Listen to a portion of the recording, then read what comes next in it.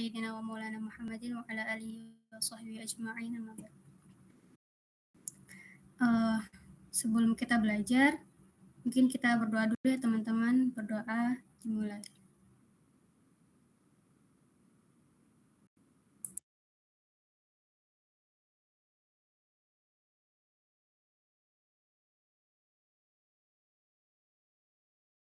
Selesai. Sebelum kita masuk ke materi, Kak Tiffany, materi yang dibawakan apa ya? Tulang dan sendi, Jihan. Oke, sebelum kita lanjut, kita ada pretest dulu ya teman-teman, seperti biasa. Sebentar.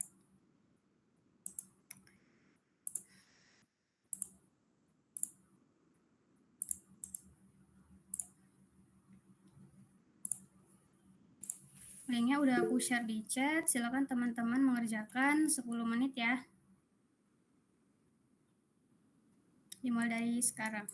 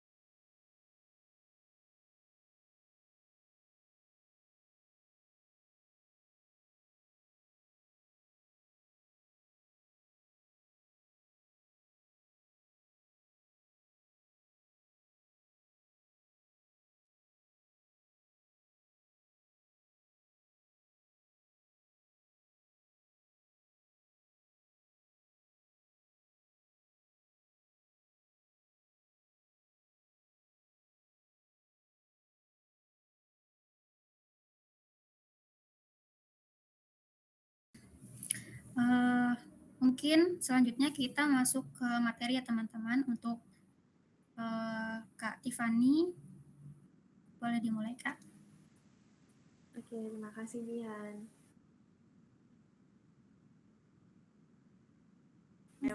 Soalnya takut jaringannya ngadet. Aku langsung siap Kak. kasih. Enter kalau suaranya hilang atau aku kenapa-napa bilang aja ya. Oke.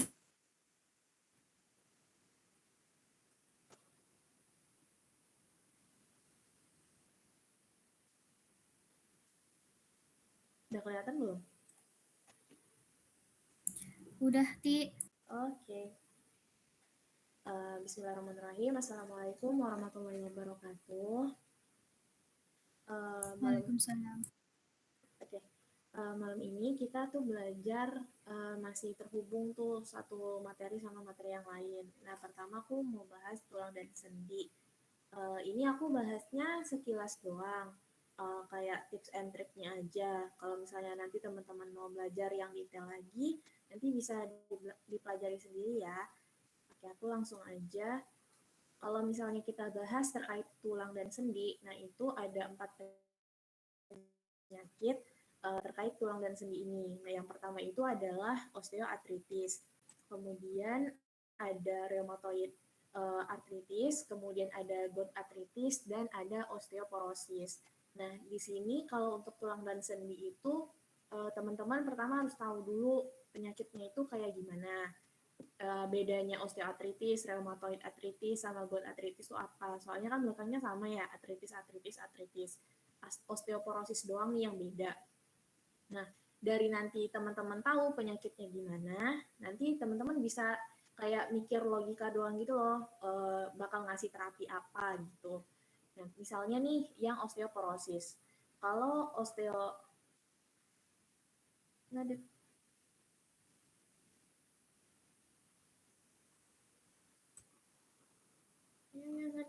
Oke. Nah, yang osteoartritis ini, osteoartritis itu kan kondisi di mana rusaknya kartilago di sambungan antar sendi. Nah, jadi kan antar satu tulang sama tulang yang lain kita itu disatukan sama kartilago kan. Jadi ada penghubung antara satu tulang sama tulang yang lain. Nah, di antara sendi itu juga ada cairan juga kan, cairan ada aku lupa namanya. Nah, cairan itu yang buat ngelindungin atau ngebatasin antara satu tulang sama tulang yang lain. Nah, jadi pas tulang kita tuh gerak, jadi kayak udah biasa aja gitu, kita nggak ngerasain apa-apa kan. Nah, sementara di osteoartritis itu bagian ruang antara tulangnya itu udah rusak. Jadi antara satu tulang sama tulang yang lain pas kita gerak tuh dia kegesek. Nah, jadinya sakit kan. Nah, makanya di pasien osteoartritis ini mereka mengalami nyeri. Nah, makanya nanti terapinya dikasihnya itu anti nyeri di osteoartritis.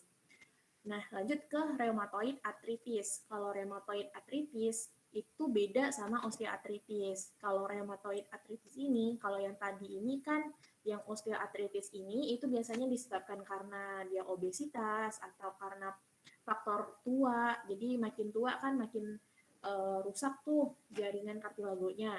Nah, makanya terjadi osteoartritis. Nah, kalau rheumatoid arthritis ini itu dia terjadi karena gangguan imun. Jadi secara normal itu kan sistem imun kita tuh bisa ngebedain tuh mana yang musuh sama mana yang tubuh kita normal kan. Nah, sementara di rheumatoid arthritis ini dia tuh nggak bisa ngebedain. Jadi dia kayak nyerang tulang dan sendinya. Makanya nanti tulang dan sendinya itu kayak rusak gitu. Nah, untuk terapi ini kan anti nyeri doang kan. Nah, kalau di rheumatoid arthritis dikasihnya anti rematik. Anti rematiknya itu DMARD. Nah, selanjutnya itu yang gout arthritis. Kalau yang gout arthritis ini asam urat. Nah, nanti itu bakal ada dua istilah, hiperurisemia, gout arthritis. Kalau misalnya hiperurisemia, hiper kan tinggi,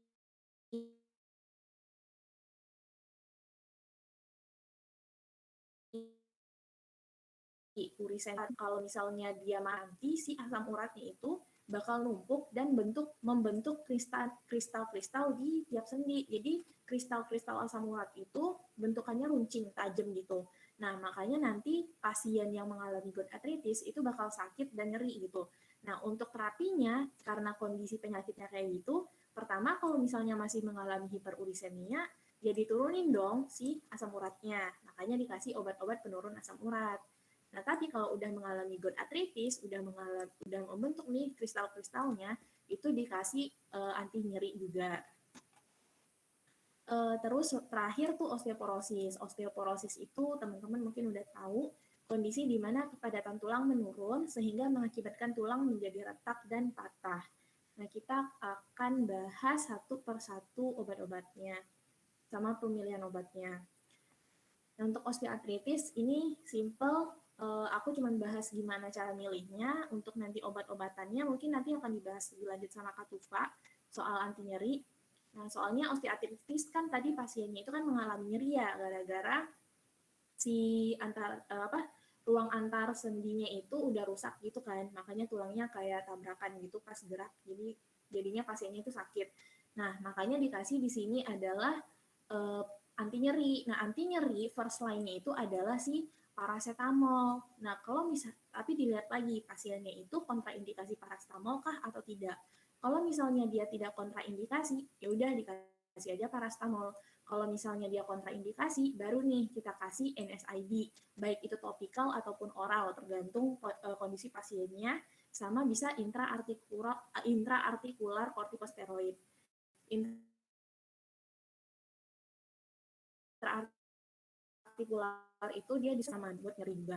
Nah, terus kalau misalnya udah dikasih ini, kalau pengobatannya efektif, ya udah dilanjutin aja terapinya. Tapi kalau misalnya nggak efektif, baru nanti dikasih opioid untuk nyerinya, terus dikasih duloxetin dan intraartikular hyaluronat.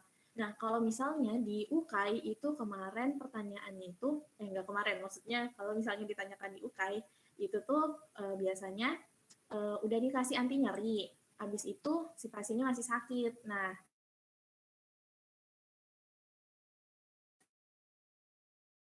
step selanjutnya artikular hyaluronat gitu. Untuk osteoartritis gitu doang. Lanjut ke rheumatoid arthritis atau yang dibilang kalau misalnya rheumatoid arthritis ya dikasih aja anti rheumatoidnya atau DM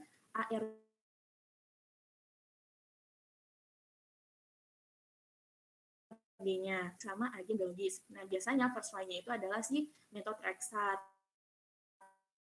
Kalau misalnya methotrexate lanjut rituximab gitu. Ini anti-inflamasi.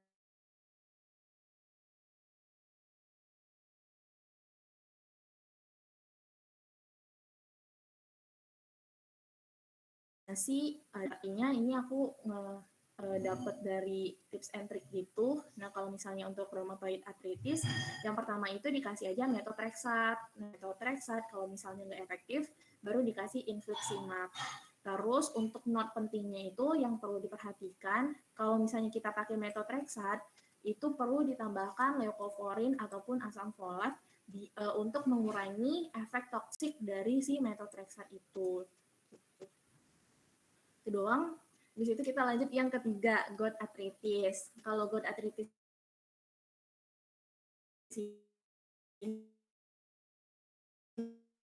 ini kita bahas.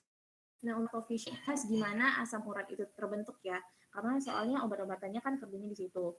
Yang pertama, kita makan makanan yang banyak mengandung purin. Nah, purin dari makanan itu nanti bakal diubah oleh santin oksidase menjadi santin. Dan nanti santin ini bakal diubah lagi oleh enzim yang sama, santin oksidase diubah jadi asam urat. Nah, asam urat ini secara normal itu bakal dikeluarkan atau dieliminasi dari tubuh kita. Nah, dieliminasinya itu bisa diubah jadi alantonin dan bisa juga kayak diekskresi melalui urin itu oleh ginjal. Pokoknya dia sama-sama diekskresikan lah asam uratnya. Nah, habis itu tapi asam urat ini kalau misalnya udah terlalu berlebihan, nah nanti dia bakal numpuk membentuklah si gout. Nah, gout ini kan tadi kebentuk kristal-kristal gitu kan. Jadi terjadi inflamasi atau peradangan dong pada pasiennya. Nah, kalau misalnya terjadi peradangan, nanti akan nanti udah dilepaskan, nanti akan kebentuk CHOX. Nah, nanti baru tuh CHOX 1, CHOX 2, dan seterusnya. Pokoknya, makanya nanti di sini yang berperan itu adalah NSAID. Nah, untuk obat-obatannya gimana? Obat-obatannya tadi sesuai. Nah, tadi kan si purin sama santin itu kan sama-sama diubah sama satu enzim yang sama ya, santin oksidase. Ya udah dikasih aja santin oksidase inhibitor. Nah, untuk selanjutnya itu yang ini kan dia dieliminasi melalui ginjal ya. Ya udah lagi eliminasinya biar kadar asam urat dalam darahnya itu normal, dikasihlah urikosurik. Nah, habis itu juga dipercepat nih pembentukan alantonin oleh peglotikase itu. Nah, untuk yang gout ini baru pakai OAHINS atau NSAID. Jadi obatnya cuman ini.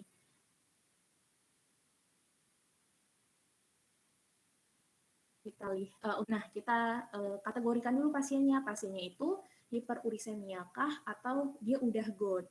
Jadi kalau gout itu biasanya nih gimana ya? Kayak di antar sendinya itu kayak bengkak-bengkak gitu, mungkin nanti teman-teman bisa searching aja lah ya. Terus nanti kita untuk pemilihan obatnya kita bedain antara pasiennya hiperurisemia atau gout. Nah, kalau misalnya pasiennya hiperurisemia, kita kasih terapi untuk mencegah biar dia nggak ke gout gitu, nggak ke tahap gout. Nah, dikasihnya itu kolsikin. Nah, kalau misalnya untuk karena dia dalam kondisi hiperurisemia atau kadar asam uratnya itu tinggi, maka kita turunin kan asam uratnya. Nah, untuk nurunin asam urat ini ya pakai obat-obatan tadi yang santin oksidase inhibitor, terus dikasih urikosurik atau peglotikase. Nah, itu obat-obatan buat nurunin asam urat tuh. Nah, tapi obat mana nih yang dipakai? Nah, tergantung kondisi pasiennya itu hamil kah atau tidak hamil. Kalau pasiennya itu hamil, itu kita kasihnya urikosurik. Soalnya santin oksidase inhibitor itu agak kurang aman buat ibu hamil. Sementara kalau misalnya pasiennya tidak hamil, itu dikasihnya santin oksidase inhibitor kayak allopurinol gitu. Nah, kalau misalnya yang GOT ya udah dikasihnya itu colchicine sama NSAID. Nah, ini buat milih obat yang GOT sama hiperurisemia. Oke, ini untuk obat-obatannya. Yang pertama ada santin oksidase inhibitor, itu ada allopurinol sama febuxostat. Habis itu di sini mekanisme kerjanya itu menghambat pembentukan santin dan juga asam urat. Dan dia tuh jadi first line-nya. Jadi dia itu allopurinol ini memang pilihan terapi utama buat nurunin asam urat. Nah nih, kategori kehamilannya itu C atau D. Makanya untuk ibu hamil tadi dipilihnya adalah urikosurik. Karena kategorinya B.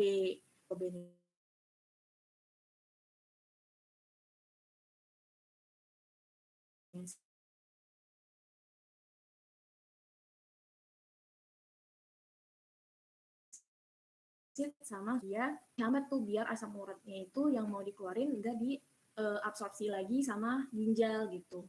Nah, tapi di sini karena dia dikeluarin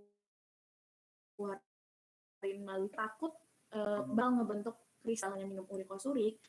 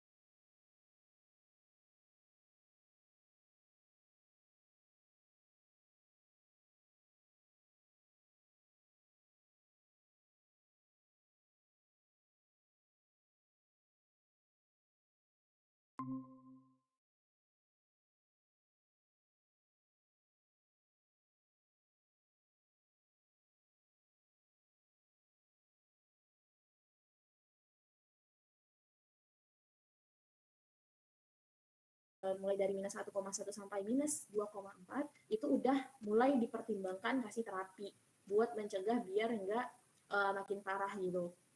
Terus kalau misalnya T-score-nya udah parah banget yang kurang dari minus 2,4 ini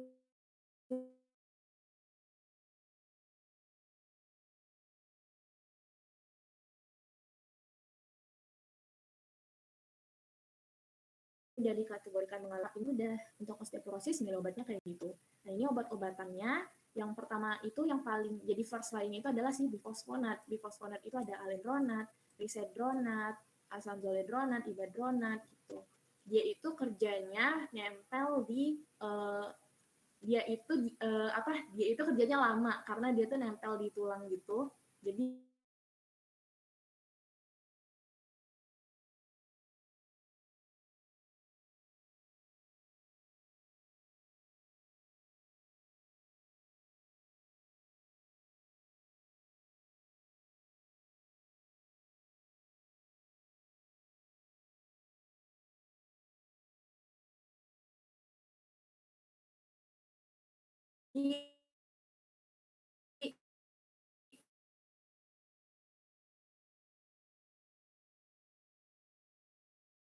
Habis itu, ini juga beresiko osteosarkoma. Kemudian ada antiestrogen. Untuk osteoporosis, kalau pada wanita hamil, kalau misalnya obat-obat hormonal itu udah, kalau misalnya ditanyakan yang kontraindikasi sama pasien hamil, itu adalah obat-obatan hormonal kayak antiestrogen, testosteron, itu udah di kategori X pada ibu hamil. Nih, untuk antiestrogen itu ada raloxifene, tamoxifen, kemudian untuk anti-RNL itu ada denosumab, kemudian ada kalsitonin. Kalsitonin ini udah paling akhir, terapi paling akhir pada osteoporosis. Udah itu dong.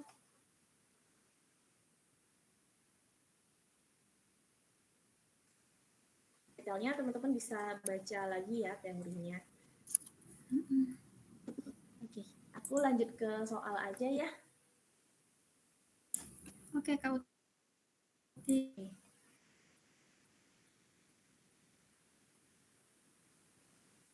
Oke.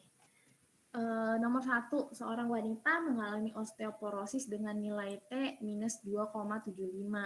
Diberi resep kombinasi alendronat dan vitamin D. Aturan meminum obat tersebut adalah 1 kali dalam seminggu. Mengapa aturan minum obat tersebut demikian? Ada yang tahu?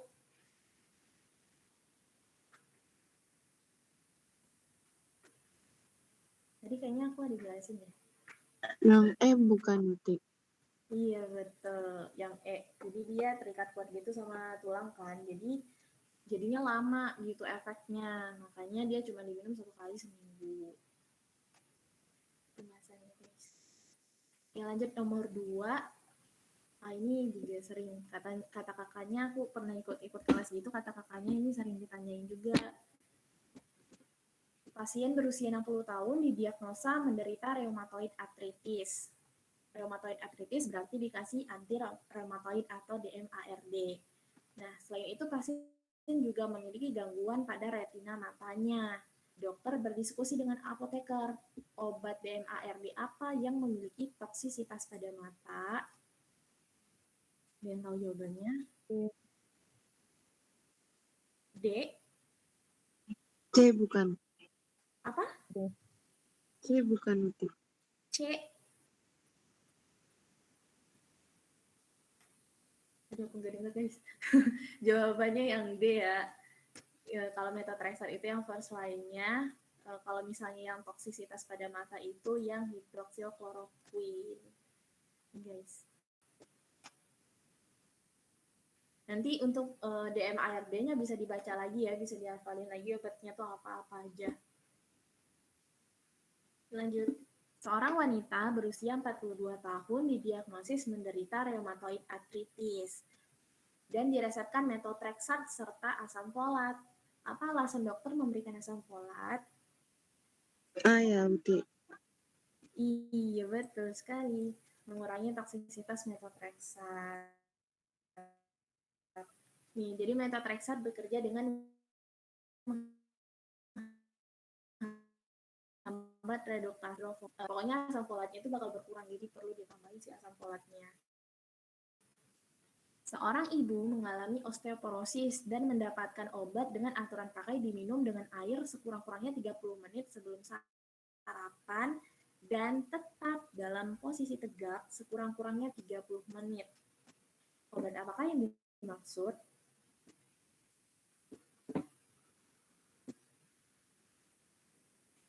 Yang tahu guys? Yang bifosfonat tadi bukan sih? Iya, yang bifosfonat. D. Ya, dibandongan itu golongan apa? Bukannya dia bifosfonat juga ya? Bentar, guys.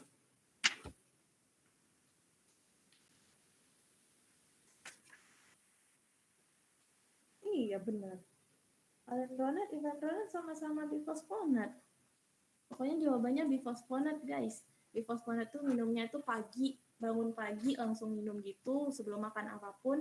Habis itu harus tegak gitu biar nggak perdarahan di saluran cernanya. Lanjut. Seorang ibu berusia 56 tahun mengalami kekakuan pada sendi pinggulnya setiap pagi. Ibu tersebut datang ke dokter dan didiagnosis osteoartritis ringan. Osteoartritis. Obat apakah yang diberikan untuk mengatasi rasa nyerinya? Yang tahu? Osteoartritis, dia kan nyeri doang. Dikasih anti nyeri. First line-nya? Paracetamol. Betul. First line-nya paracetamol. Kalau misalnya paracetamol yang nggak bisa, baru nanti pakai metil kortikosteroidnya itu yang intraartikular atau bisa pakai NSAID yang lain. Lanjut, seorang pria berusia 70 tahun memiliki riwayat asam urat dan sering meminum dexamethasone untuk mengurangi peradangan dan nyeri asam urat. Saat ini pria tersebut sedang mengalami perawatan osteoporosis. Apa efek samping yang mungkin terjadi di dexamethasone-nya? Apa efek samping dexamethasone yang mungkin terjadi? Belum tahu, guys. Yang D bukan Siti. Iya. Atau D. Peningkatan fraktur. Itu sih kortikosteroid, efek samping kortikosteroid. Udah, lanjut ya guys. Nih, penggunaan glukokortikoid dalam jangka panjang dapat memicu terjadinya peningkatan fraktur dan menurunkan pembentukan tulang. Lanjut. Seorang wanita 27 tahun terindikasi reumatoid artritis. Namun pasien sudah mengeluhkan mual dan tidak enak badan. Pasien juga mengaku sudah terlambat datang bulan selama 1 minggu. Dan ketika dicek ternyata positif hamil. Tindakan apa yang tepat dilakukan?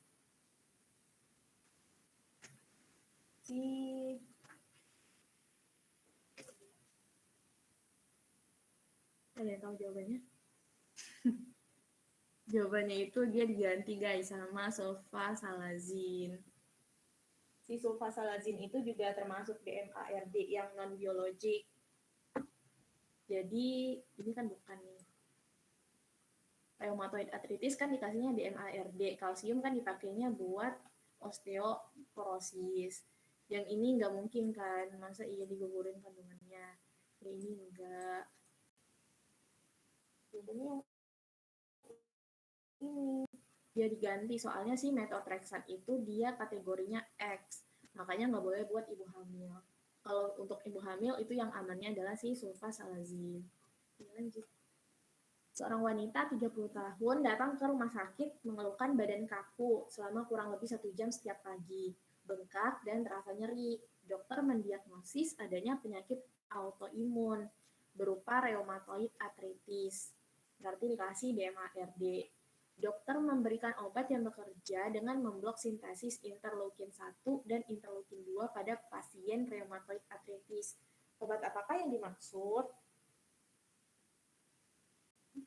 Yang tahu jawabannya?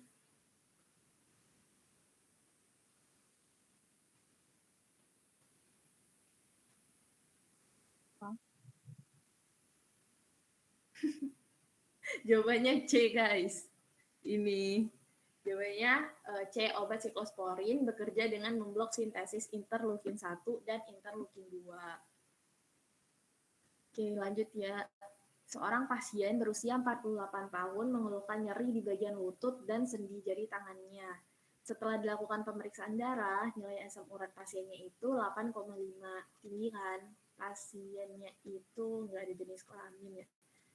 Pokoknya asam urat itu 7, normalnya pada cowok. Pasien di sini dia 8,5 berarti tinggi. Makanya dia dikasih obat penurun asam urat, dikasihlah si allopurinol. Nah, dosis awal penggunaan allopurinol berapa? Ada yang tahu?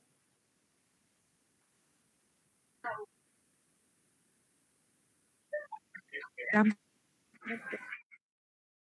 100 ml. Untuk dosis awal allopurinol per hari nanti bisa dititik kondisi pasien sebenarnya. Lanjut. Seorang wanita mengeluhkan nyeri sendi datang ke apotek. Nyeri. Nah, kalau misalnya ini soalnya itu nyeri, ya udah dikasihnya anti nyeri, guys. Nah, di sini pasiennya itu ngeluhin nyeri sendi datang ke apotek. Apotekernya itu memberikan OA. Obat apa yang dimaksud?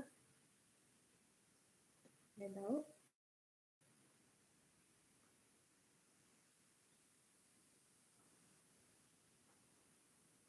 Oke, jawabannya samefenamat 500 mg yang masuk ke dalam OA. Mungkin nanti bisa dihafalin lagi ya OA-OA-nya. Lanjut, seorang pasien laki-laki berusia 50 tahun dengan hasil lab kadar gula darah puasa 145 mg per desiliter. Gula darah 2 jam setelah makan 210 mg per desiliter. Kadar asam uratnya tinggi 8,5. Mengalami nyeri sehingga diberikan ibuprofen. Dikasih ibuprofen. Pasien memiliki riwayat gangguan ginjal. Apa obat asli untuk pasien tersebut?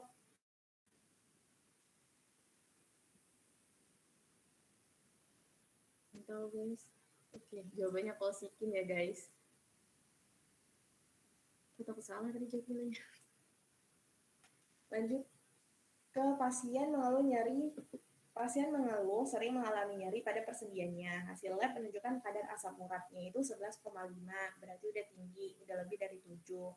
Penyakit peradangan di persendian yang disebabkan oleh timbunan asam urat disebut, karena dia udah timbunan asam urat, berarti dia udah masuk ke GOT. Oke.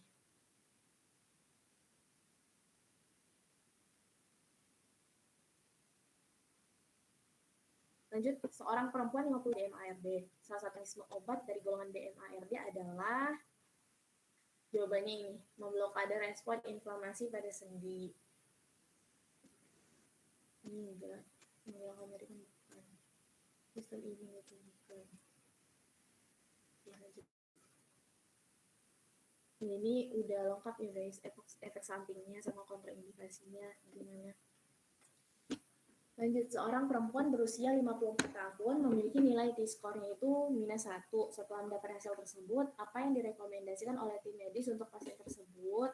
Nah, tadi itu kan kalau misalnya dilihat dari T-nya, nah dilihat dari T-nya itu yang lebih dari -1, kemudian yang antara -1 sampai 2 itu, sama yang lebih dari 2,5. Nah, kalau yang dari masih -1 berarti dia masih yang ini doang, berubah gaya hidup, posisi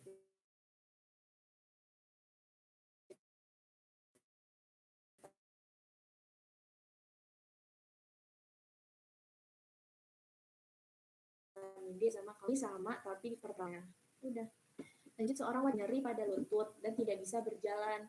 Data radiologi menghasilkan T-score-nya itu -3. Dokter mendiagnosis osteoporosis. Obat apa yang direkomendasikan sebagai drug of choice? Drug of choice-nya itu adalah si bifosfonat. Seorang ibu berusia 53 tahun datang ke rumah sakit mengeluh nyeri sendi dan lutut. Dokter mendiagnosis osteoartritis untuk pertama kalinya. Apakah pilihan obat yang tepat? Osteoartritis kan nyeri doang, makanya dia dikasih anti nyeri. Anti nyeri first line-nya adalah acetaminophen atau paracetamol. Udah selesai. Oke, terima kasih untuk Kak Uti atas materi dan pembahasan soalnya. Mungkin teman-teman ada yang mau bertanya dulu sebelum kita lanjut ke pemateri selanjutnya.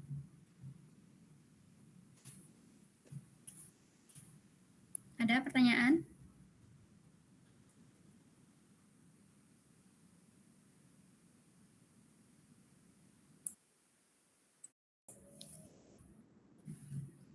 Tiga, dua, satu. Mungkin pertanyaannya belum ada. Nanti kalau misalnya ada, boleh ditanyakan ya.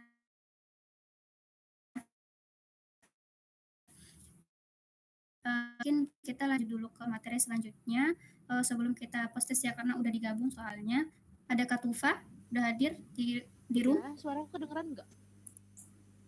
Kedengaran Kak? Oke. Oke, dipersilakan kepada Kak Tufa. Terima kasih untuk Kak Uti ya.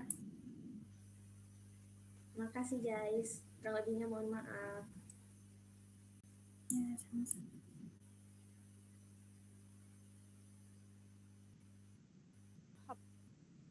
Udah kelihatan kah? Sudah Kak. Oke, di sini aku materinya itu gastroenterologi sama pain management. Nah, aku bahas gastroenterologi dulu ya. ini skip aja lah. Ini aku skip biar cepet ya. Pertama kita bahas tentang obat-obat lambung. Maksudnya obat-obat lambung itu apa aja sih? Ini nanti ya sebenarnya ini kalian udah tahu kan anatominya atau fisiologinya juga udah tahu. Ini aku skip aja langsung ke jenis jenis penyakitnya. Pertama biasanya yang suka yang muncul di UK itu kan ada gastritis, GERD, sama tukak peptik kan. Nah, kalau gastritis itu berarti kan gastritis ini kan kelebihan asam lambung. Jadi tujuan pengobatannya itu menetralkan pH lambung atau mengurangi sekresi asam lambung. First line-nya apa? Antacid. Berarti contohnya yang MgOH, Al2OH. Terus second line-nya apa? Pakainya H2RA. Terus baru lini ketiganya baru pakai PPI. Jadi kalau gastritis awalnya pakainya antacid. Terus kalau GERD itu kan berarti kan ada reflux ya, gerak reflux berarti gerak bentar.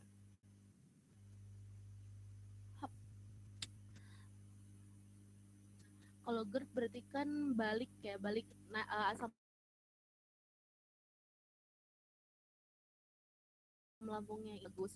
Jadinya rasanya itu ada rasa terbakar. Nah, prinsip pengobatannya menetralkan asam lambung. Nah, bedanya sama gastritis, kalau gastritis itu kan masih di lambung bawah gitu kan, belum asam lambungnya itu nggak sampai naik ke esofagus. Nah, kalau yang GERD itu udah naik ke esofagus, jadinya harus dikasih PPI. Dan pegangannya itu aja. Kalau untuk masalah tata laksana ini nanti kalian bisa baca lagi ya. Nah, kalau tukak peptik berarti itu udah ada luka di mukosa lambung. Nah, karena ada luka otomatis pasti pertama lukanya itu bisa disebabkan sama asam lambung itu sendiri atau bisa juga karena ada bakteri si H. pylori. Kalau misalnya ada H. pylori berarti otomatis kasih antibiotik. Tapi kalau misalnya pas di endoskopi kok ternyata nggak ada H. pylori ya berarti nggak usah kasih antibiotik. Tapi tetap kalau tukak peptik itu first line-nya dikasihnya si PPI. Nah, di sini kan kelihatan ya ada dia itu luka karena asam lambung berarti kemungkinan karena penggunaan NSAID. Tapi kalau misalnya Nadia lihat penggunaan NSAID ini tuh bisa dihentikan atau enggak kalau misalnya kasusnya kayak tadi dia ternyata osteoartritis, kan berarti kan harus pakai penghilang nyeri kan biasanya golongannya NSAID kan. Nah, berarti kan nggak mungkin dong dia nyeri tapi kita stop. Jadinya berarti kan NSAID-nya nggak bisa dihentikan. Jadi pakainya NSAID sama si PPI gitu. Ini kalau tukak peptik itu pakainya PPI first line-nya. GERD juga pakainya PPI. Yang beda itu gastritis. Kalau gastritis pakainya antacid. Antacid nggak mempan pakainya H2RA. Nggak mempan juga baru pakai PPI. Itu patokannya.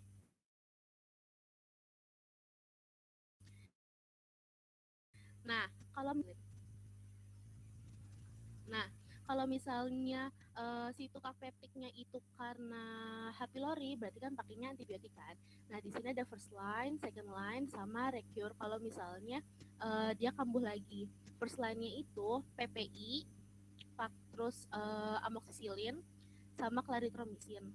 Kalau misalnya ternyata dia nggak bisa pakai amoxicillin berarti pakai metronidazole. Terus kalau second line-nya dia ada 4 sama tetap PPI juga, PPI plus tetracycline. Kalau aku nggak tetracycline dulu, terus metronidazole sama bismuth. Jadi ngebedain first line sama second line itu kan sama-sama pakai PPI kan. Kalau aku yang ngafalinnya PPI, terus kalau first line pakai amoxicillin sama clarithrol, terus kalau second line itu tetracycline kan sama cycline ya. Beda sih, yang satu silin satu cycline. Tetracycline, metronidazole, sama bismuth. Nah, terus aku masuk ke diare. Nah, diare ini itu kan bisa karena kerusakan jaringan usus, bisa karena sekresi cairan yang tinggi, bisa juga karena tekanan osmotiknya tinggi ataupun peristaltiknya tinggi. Nah, Tapi intinya adalah kalau diare ini yang pertama harus diwaspadai adalah kehilangan cairan sama elektrolit. Ini pasti. Terus karena kalau misalnya nanti udah kehilangan cairan sama elektrolit, otomatis jadinya dehidrasi sama malnutrisi. Tuh. Nah, ini tata laksananya. Jadi diare itu terapi utama diare intinya adalah penggantian cairan tubuh sama penghentian diare. Nah, kalau diarenya disebabkan sama mikroorganisme, entah itu bakteri ataupun bisa jadi spora, itu berarti pakainya antibiotik. Kalau dewasa, otomatis pasti dong terapi dehidrasi dulu. Mau dia dewasa ataupun anak-anak, pokoknya intinya terapi dehidrasi.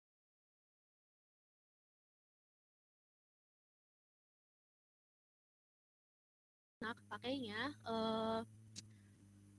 bisa pakai oralit. Bukan oralit, bentar. Kalau misalnya anak-anak ini masih usia bayi masih menyusui ASI, berarti tetap dikasih ASI. Terus dikasih zinc. Nah, zincnya ini untuk dosis 2-6 bulan, kurang dari 6 bulan itu 10 mg per hari. Nah, kalau yang di atas 6 bulan itu 20 mg per hari selama 10-14 hari. Nah, balik lagi nih yang buat dewasa. Kalau dilihat kalau misalnya ternyata si dewasanya ini habis melakukan perjalanan, entah wisata ataupun misalnya ada pekerjaan keluar kota, berarti kan ada kemungkinan karena bakteri selama dia makan di sana gitu kan. Nah, terus bisa juga dilihat dari fesesnya ini berdarah atau enggak, abdomennya perih, ada sakit perut atau enggak gitu. Nah, di sini ada tata laksananya. Jadi pertama ngelihat nih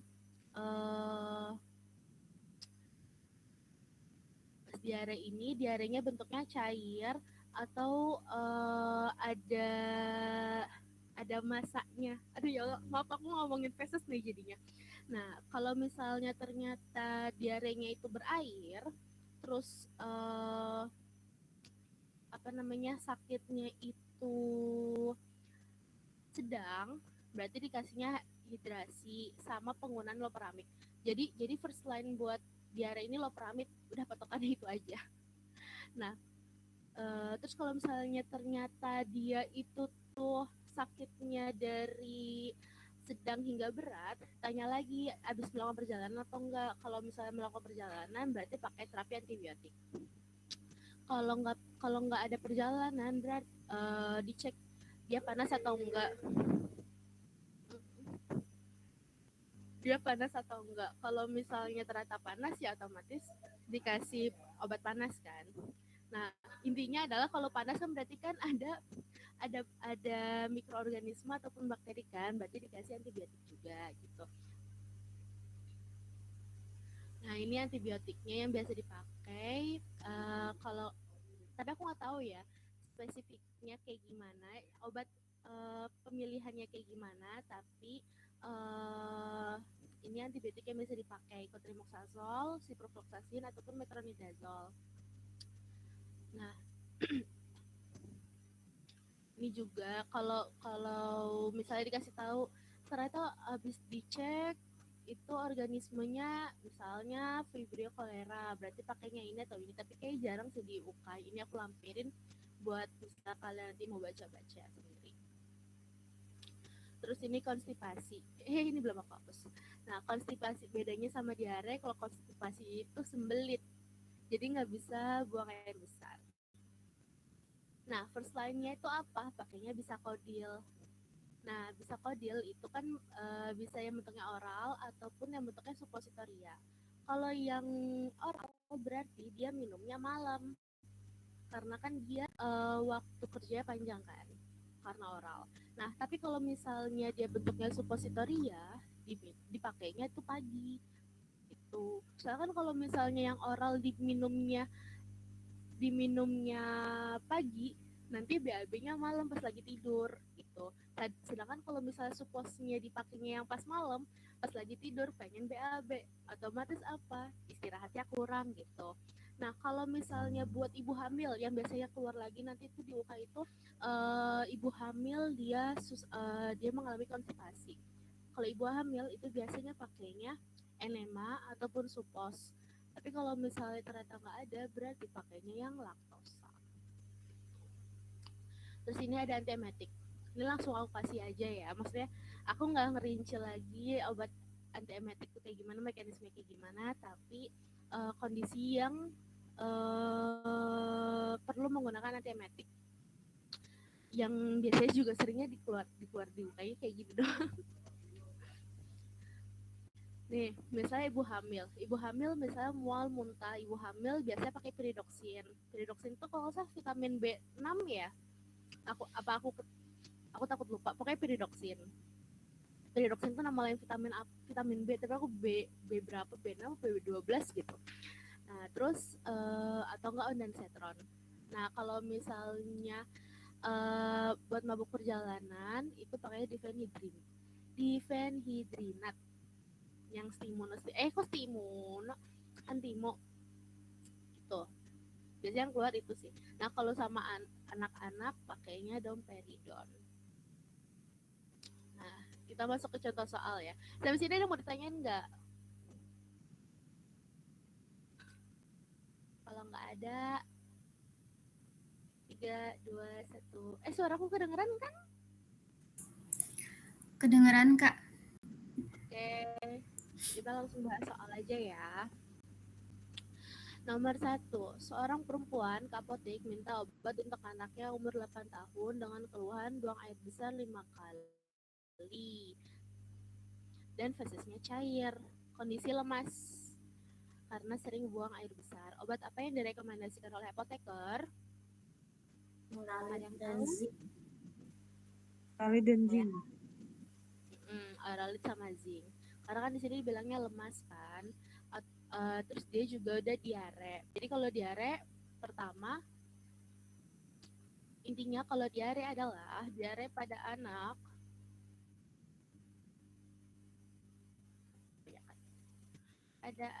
adalah dehidrasi plus zinc. Kok X yang C. Oke. Nomor 2, perempuan 45 tahun pergi ke apotek dan keluhan nyeri ulu hati, dada terasa terbakar, mual, muntah karena telat makan. Pernah mengalami keluhan yang sama namun tidak diobati. Terapi apa yang sesuai? Ada yang tahu? PPI. Ya, PPI. Karena kan di sini dadanya kondisinya gejalanya terasa terbakar kan. Bentar.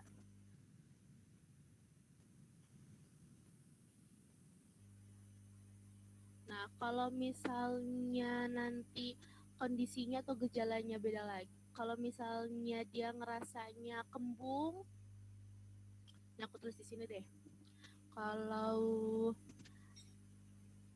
dada terasa terbakar, itu pakainya PPI. Ini huruf kecil. Nah, terus kalau misalnya ada sendawa, kembung atau mual, itu pakainya antasida. Terus kalau misalnya dia stres, sendawanya pahit, itu pakainya H2RA. Terus kalau misalnya saat makan perih, pakainya berarti PPI sama sukralfat. Ini sih soalnya kan kadang kalau di UK itu kan suka dikasih taunya kondisinya kayak gini, gejalanya kayak gini. Ini sih bisa buat jadi shortcut ngafalin biar nggak pusing. Kalau aku kayak gitu. Kayak lanjut ya. Nomor 3, seorang mahasiswi berumur 12 tahun yang sedang typo mengerjakan skripsi datang ke apotek ingin membeli obat untuk mengatasi keluhan mual dan perasaan tidak enak pada ulu hati sejak 2 bulan terakhir. Pasien sudah minum antasida tapi tidak ada perbaikan. Obat apa yang diberikan apoteker kepada pasien tersebut? Ada yang tahu?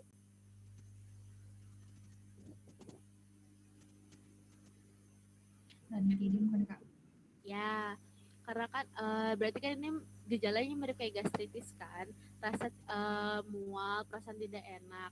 Dia udah minum antacid, tadi kan first line-nya antacid, second line-nya ranitidin. Sama ini kalau shortcut-nya gampangnya, kan dia ngerjain skripsi, pasti stres dong. Kalau stres berarti pakai apa? Ranitidin gitu. Kayak nomor 4, seorang anak mengalami diare dengan kondisi feses tidak memiliki bercak darah dan nanah. Selain diberikan oralit, diberikan juga zinc. Bagaimana dosis dan lama penggunaan sirup zinc tersebut? 20 mg selama 10-14 hari. Ya, kalau yang ini yang A kan enggak kan? Kan dosisnya 10 atau 20 kan, tergantung umur. Karena di sini anak berarti kan umurnya udah lebih dari 6 tahun. 6 tahun 6 bulan. Kalau di bawah 6 bulan berarti pakainya yang 10 mg setiap hari selama 10 sampai 14 hari. Oke, nomor 5. Pasien berusia 62 tahun sedang dalam pengobatan dengan asam mefenamat untuk nyeri sendi. Akhir-akhir ini pasien melakukan nyeri perut dan BAB-nya berwarna gelap. Apa terapi yang disarankan untuk pasien? Ada yang tahu?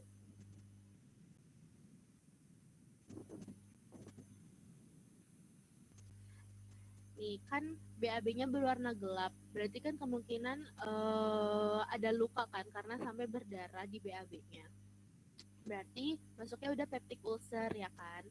Nah itu ya benar peptic ulcer tuh, luka peptic. Nah karena dia pakai asam mefenamat buat nyeri sendinya kan nggak mungkin dong di stop ya kan. Bisa aja diganti pakai selektoxib, tapi kan ya jadi soalnya kan bukan si asam mefenamat yang disuruh digantikan. Nah, berarti dikasihnya pakainya apa? Pakainya lansoprazole, pakai PPI. Oke. Nomor 6. Seorang wanita berusia 25 tahun datang ke RS dengan keluhan nyeri, perut terasa panas, mual, mudah lelah, dan sering buang angin. Pasien mengeluhkan sejak makan seblak level 100, wow, bersama teman-temannya. Dokter mendiagnosa wanita tersebut mengalami peptic ulcer karena H. pylori. Pasien meminta melakukan skin test terlebih dahulu sebelum pemberian obat. Kemudian dinyatakan pasien alergi terhadap clarithromycin. Terapi apa yang dapat diberikan untuk wanita tersebut? Ada yang tahu?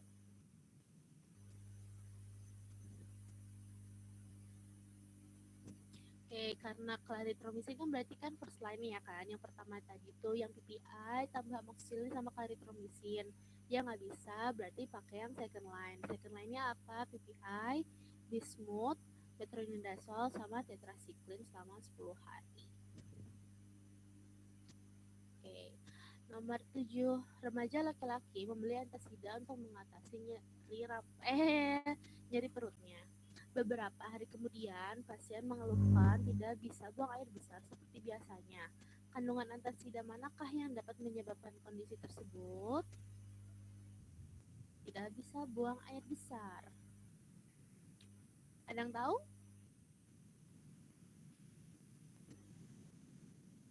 Oke, jadi kan antasida ini terdiri dari MgOH,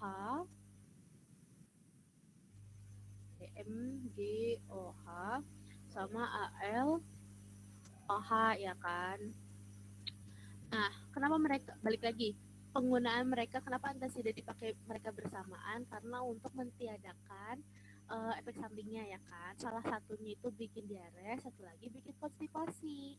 Nah, di sini di soal kan tidak bisa buang air besar, berarti konstipasi kan. Kalau aku ngafalinnya, habis huruf K itu L kan. Jadi konstipasi sama L yang ada L-nya ALOH. Itu. Jadi kalau MgOH Jadi ngafalin salah satu aja, karena yang satu itu bikin diare, satunya lagi bikin konstipasi. Hingga OH itu diare. Kalau ALOH itu konstipasi. Berarti ini jawaban, karena nggak bisa buang air besar, berarti pakai kan konstipasi, berarti yang tadi aluminium hidroksida. Nah, nomor 8. Seorang perempuan sedang mengkonsumsi warfarin dan simetidin. Apakah efek yang terjadi pada kombinasi penggunaan kedua obat tersebut secara bersamaan? Oke, simetidin dia golongan H2RA ya, sama warfarin. Interaksinya apa nih? Kenapa itu? Ada yang tahu jawabannya? Efek samping warfarin meningkat, bukan? Oke, betul. Lanjut nomor 9. Nyonya W berumur 56 tahun mengalami stroke. Pasien diberikan oleh dokter clopidogrel. Kemudian pasien juga menjelaskan bahwa pasien juga mempunyai riwayat gastritis dan diberikan omeprazol. Apa yang terjadi jika pasien meminum obat tersebut bersamaan?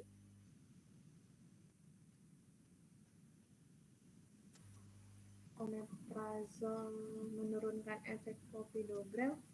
Ya, soalnya kan clopidogrel ini dia kan prodrug ya, jadi dia butuh dieliminasi terlebih dahulu biar jadi senyawa aktif. Sedangkan omeprazol ini dia menghambat, bentar aku lupa, enzim CYP A5 pokoknya dia menghambat si enzim CYP yang fungsinya itu buat mengeliminasi clopidogrel. Nah, jadi kalau misalnya enzim yang buat mengeliminasi aja itu dihambat, berarti kan clopidogrel nggak bisa jadi senyawa aktif kan? Jadinya otomatis efek si clopidogrel itu berkurang. Tuh. Nomor 10. Seorang perempuan berusia 35 tahun datang ke apotek membeli produk obat untuk mencegah mual muntah karena perempuan tersebut akan melakukan perjalanan ke luar pulau. Perjalanan, ya. Apakah produk anti mual muntah yang dapat diberikan kepada perempuan tersebut? Promethazine. Ya, jadi selain si difenhidrinat itu bisa pakai promethazine. Oke. Sampai sini ada yang mau ditanyain sebelum masuk ke pain management?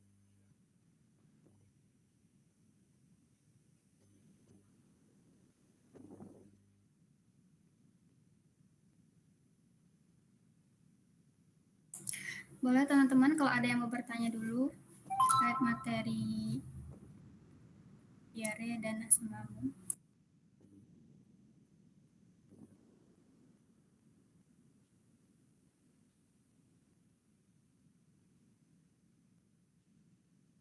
Oke, kalau nggak ada aku lanjut ya. Jadi ini pertama aku mau bahas anti nyeri. Nah, ini pertama ada skala anti nyerinya kan dari 0 sampai 10. Jadi kalau untuk 0 dari 0 sampai 3, 0, 1, 2, 3 itu tuh masuknya ke mild. Berarti nggak terlalu sakit lah ya, sakitnya ringan. Nah, kalau misalnya 3, kalau udah 4 sampai 6 itu berarti dari sedang sampai berat. Nah, 7 sampai 9 itu tuh udah berat. 10 itu udah sakit banget. Nah, gimana sih mekanisme sakitnya itu? Mekanisme nyeri kok sakit. Nah, jadi pertama ada cedera atau trauma jaringan. Nah, terus habis itu otomatis kan ada peningkatan permeabilitas membran fosfolipid, jadinya ada pelepasan asam arachidonat. Nah, di sinilah mekanisme kerja si kortikosteroid. Dia jadi otomatis persinyalan nyeri ke bawah-bawahnya juga dihambat sama dia. Nah, kalau misalnya kalau nggak dikasih kortikosteroid, otomatis kan pelepasan asam arachidonatnya berlanjut kan, asam arachidonatnya dilepasin, terus dia bakal buat melepaskan COX1 sama COX2. Nah, di sini mekanisme kerja obat NSAID. Obat-obat NSAID dia menghambat si kerja dari sarni. Nah, COX-1 itu kan dia ngeluarin nanti PGE2 yang fungsinya buat pelindung lambung sama tromboksan buat agregasi platelet. Nah, COX-2 itu dia ngeluarin PGE2. Nah, mekanisme NSAID selektif COX-2 itu di sini dia menghambat cuma menghambat COX-2.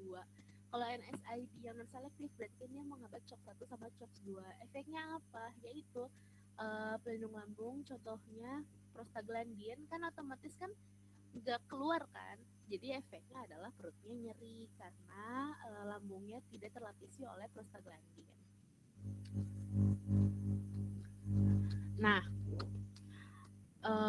lanjut si PGE2 ini bakal ngeluarin nociceptor. Nociceptor itu dia bakal mengeluarkan glutamatergic yang membawa pesan nyeri ke otak. Terus efeknya apa? Nyeri. Nah, di sini nociceptor kerja anestesi lokal itu adanya di sini di nociceptor. Nah, untuk menghambat glutamat itu dia menghambat si glutamatergic untuk bawa pesan nyeri ke otak. Nah, nih kalau yang tadi level nyeri yang ringan 1 sampai 3 tadi aku skip langsung ke sini aja. Nah, ini buat nyeri-nyeri ringan 1 sampai 3 itu tuh biasa pakainya AINS. Nah, obat AINS yang first line-nya itu paracetamol. Kalau paracetamol nggak bisa, pakai ibuprofen nggak bisa, pakai naproxen. Nah, kalau misalnya responnya bagus, berarti bisa dilanjutin terapinya. Kalau dia punya resiko AINS, berarti bisa pakai yang AINS yang selektif atau AINS sama PPI, atau misalnya ternyata dia parah banget jadinya pakainya AINS yang selektif sama PPI. Nah, kalau misalnya ternyata responnya buruk gimana? Berarti masuknya ke nyeri sedang 4 sampai 7, di mana obatnya itu AINS sama opioid. Contoh opioid itu tuh kayak tramadol gitu-gitu setahu aku ya, seingat aku. Nah, responnya gimana? Bagus. Kalau bagus bisa lanjutin, kalau buruk ya berarti lanjut ke nyeri berat 8 sampai 10. Dia sama masih pakai opioid sama AINS. Tapi di sini opioidnya itu diganti sama morfin. Kalau misalnya ternyata morfinnya nggak mempan, pakainya apa? Pakainya patch fentanyl ini. Jadi istilahnya kayak patch fentanyl kayak udah mentok gitu loh. Kalau ternyata pakai morfin tuh udah nggak mempan gitu. Nah, ini anestesi, tapi anestesi kayaknya aku nggak pernah ngeliat dia keluar di soal manajemen nyeri ini tuh kayak sedikit gitu nggak sih di soal UKAI. Nah, ini cuma kayak buat pengenalan aja ya. Bedanya sama yang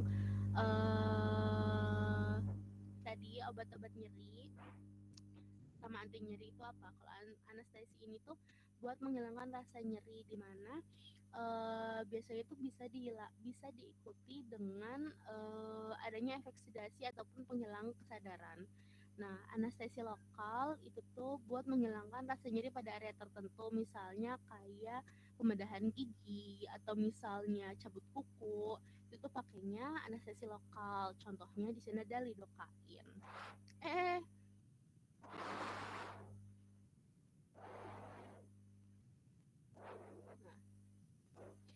Ada lidocaine, benzocaine, pokoknya kain-kain gitu lah.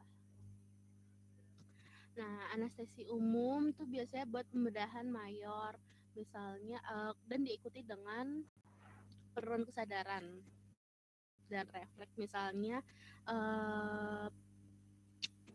pembedahan jantung atau misalnya setahu aku juga kalau misalnya operasi sesar itu juga hitungannya lokal kan ya, bukan umum.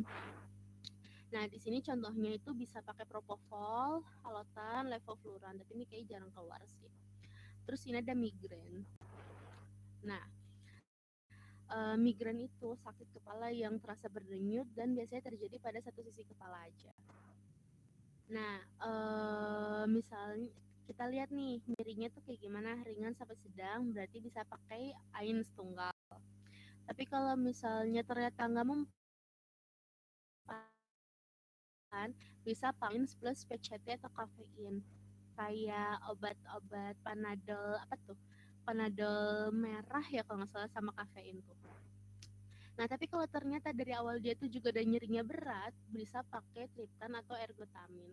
Tapi biasa kalau misalnya di soal-soal latihan U kayak gitu, biasanya jawabannya langsung ergotamin. Tuh. Nah, kita masuk ke contoh soal ya.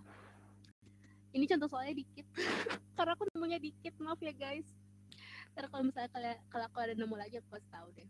Contoh soal nomor 1. Tuan A berusia 55 tahun datang ke dokter dengan keluhan nyeri sendi setelah kecelakaan. Pasien memiliki riwayat gangguan hati. Obat apa yang dikontraindikasikan? Paracetamol. Yes. Karena kan paracetamol itu hepatotoksik ya. Lanjut nomor 2. Seorang ibu hamil datang ke apotek mengeluhkan sakit gigi. Lalu ibu hamil tersebut berkonsultasi pada apoteker. Sarankan apoteker tersebut untuk mengurangi rasa sakit gigi pasien tersebut. Ada yang tahu?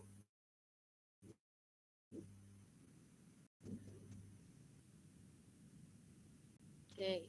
Karena di sini case-nya adalah ibu hamil, jadi dia dikasihnya adalah paracetamol. Soalnya obat anti nyeri paling aman buat ibu hamil itu adalah paracetamol. Kalau morfin, lidocaine kan nggak mungkin ya.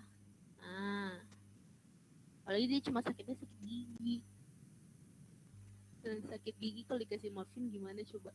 Nah, kalau asam mefenamil sama natrium diklofenak itu kalau nggak salah kategorinya C apa D gitu, aku lupa. Nah, nomor 3. Seorang pasien kanker prostat merasakan nyeri dengan skala 9. Pasien telah mendapatkan morfin, namun masih merasakan nyeri. Obat apa yang dapat diberikan untuk mengatasi nyerinya? Ada yang tahu? Fentanyl patch. Ya, pakainya fentanyl patch. Karena kan dia udah skalinya 9 kan. Jadi kalau misalnya dikasih, saya bisa, kalau tata laksananya kan bisa ya pakai paracetamol sama morfin. Tapi dia aja udah dikasih morfin aja tuh nggak mempan. Terus skalanya 9, jadi pakainya yang terakhir sih fentanyl patch. Kenapa nggak dikasih yang injeksi? Karena sebetulnya biar si patch-nya ini tuh kalau nggak salah dia lebih cepat dan jangka waktu penggunaannya itu lebih panjang. Jadinya nggak sering disuntikan lagi gitu. Nomor 4, seorang wanita berusia 16 tahun datang ke klinik dengan keluhan nyeri pada saat menstruasi. Ini kayaknya ada tadi soalnya ya di pretest. Dan mengaku perutnya kram. Dokter memberikan ibuprofen untuk mengatasi nyeri hati pasien, namun pasien menolak dengan alasan tidak manjur. Pernah minum ibuprofen, masih sakit perutnya, masih kram perut. Nah, dokter memberikan obat untuk merelaks. Apa yang tepat? Ada yang tahu?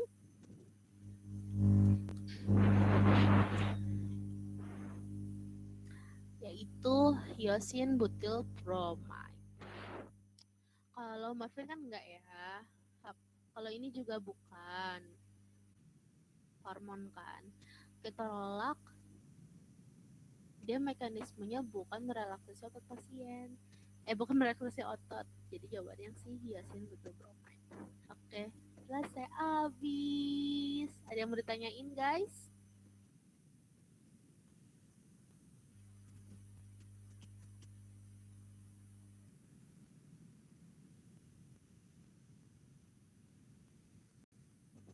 Ayo boleh teman-teman yang mau bertanya ke Kak Tufa, materinya sudah selesai.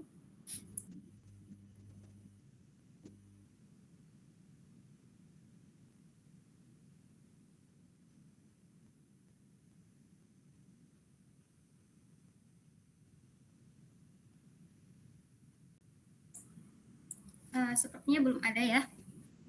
Oke, sebelum nanti sambil jalan aja ya. Sebelumnya terima kasih buat Kak Tufa sudah menyampaikan materi. Selanjutnya teman-teman kita mau post test dulu untuk kedua materi ya, seperti tadi. Linknya udah aku share. Semoga hasilnya lebih baik ya. Waktunya 10 menit, berarti sampai 21.15. Selamat mengerjakan.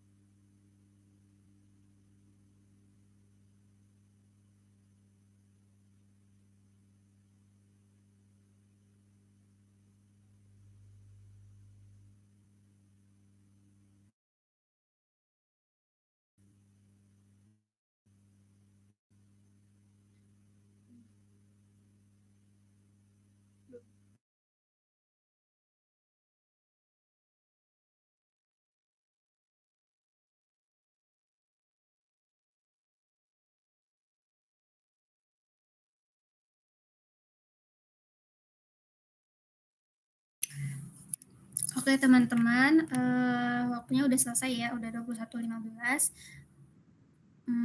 Pertemuan kita malam ini sampai di sini saja. Sebelumnya terima kasih untuk teman-teman yang sudah menyempatkan hadirnya malam ini. Malam minggu, semoga berkah selalu, semoga membantu teman-teman untuk UKAI nanti. Lebih dan kurangnya mohon maaf. Wassalamualaikum warahmatullahi wabarakatuh.